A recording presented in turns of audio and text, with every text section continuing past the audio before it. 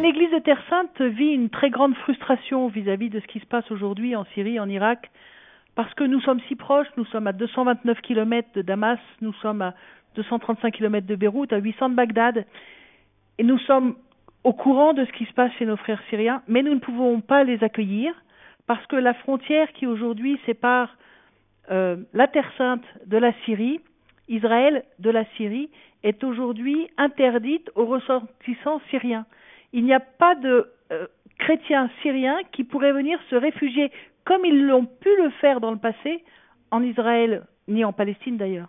Les conséquences, notamment sur les rites orientaux, les entre guillemets plus petits, en tout cas numériquement, ici en Terre Sainte, qui sont les rites syriaques orthodoxes, comme syriaques catholiques d'ailleurs, ou chaldéens, ou encore arméniens, ils sont privés de leur bassin naturel de population, qui était le christianisme de tout le Proche-Orient.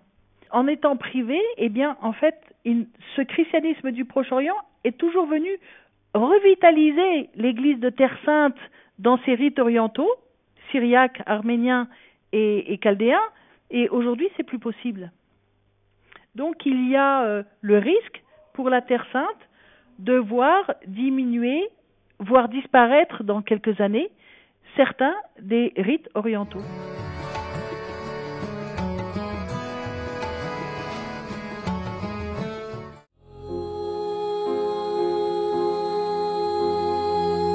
Sous votre protection, ô très sainte Mère de Dieu, les chrétiens des églises d'Orient ont toujours trouvé refuge.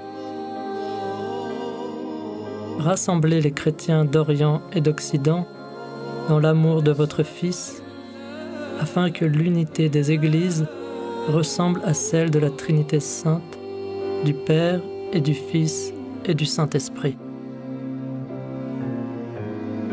Donnez-leur le courage dans les épreuves, la patience dans les persécutions, l'espérance dans les conflits. Ô vous, vraies filles d'Abraham, faites que les fidèles des trois religions, juives, chrétiennes et musulmanes, se traitent fraternellement en fils et filles du même Père. Qu'ils recherchent la paix en cette terre où parut le Prince de la paix.